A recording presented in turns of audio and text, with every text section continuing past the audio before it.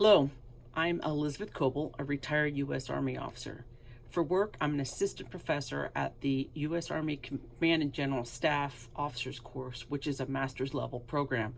I teach joint, interagency, and multinational operations and strategy.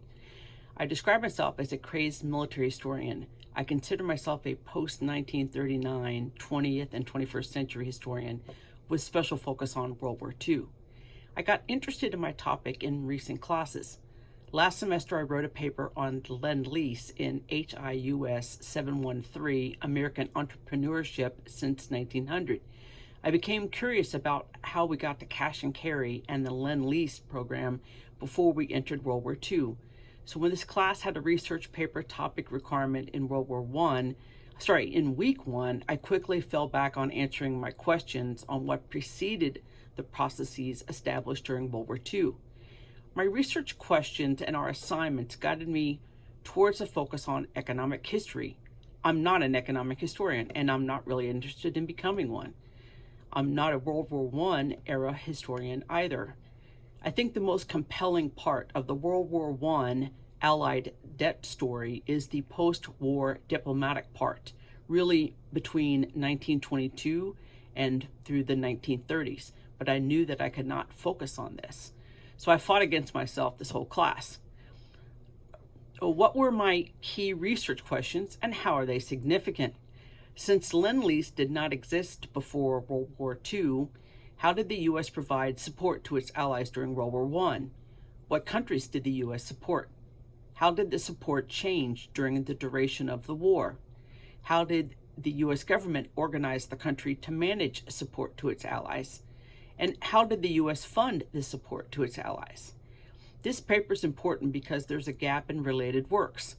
Available primary and secondary sources tended to focus on separate aspects of these questions, but most did not look broadly from 1914, the beginning of the war, until 1918, end of the war, in part because we were not a belligerent during that whole time period. The major types of evidence and dominant research methodology I used tie back to the available sources. The emphasis was on qualitative historical research focused on U.S. diplomatic history using archival primary sources. Most of the primary sources used were U.S. government reports and studies. I found literally tens of thousands of related electronic reports. I had a difficult time narrowing down the available documents. The primary collections I used were the State Department's Office of Historian and Congressional Archives. While I found indications of similar documents from our allies and partners, most of these documents were not available electronically.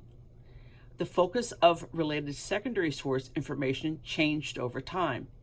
The evolution followed the pattern of economic history right after the war to economic diplomatic theory by the 1960s to diplomatic history more recently. My main conclusions were that the U.S. support to its allies changed over time. The first time window, 1914 to early 1917, included support from U.S. private sources like banks. There were concerns that this violated U.S. neutrality. In the second time window, from April 1917 till the end of the war, which is when we were belligerent, the U.S. federal government did not have the money or financial systems and organizations in place to support its own war effort, let alone that of our allies. The U.S. government had to create organizations to manage the range of wartime requirements. This includes manufacturing, shipping, and food supplies.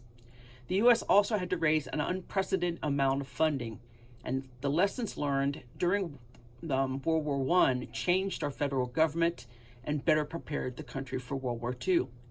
For further study, I'm still interested in U.S. efforts to get repaid after the war. The U.S. tried various diplomatic and economic efforts in the first few years after the war, including during the Paris Peace Conference. The lack of progress tied to the need to manage repayment efforts led to the creation of a World War Foreign Debt Commission.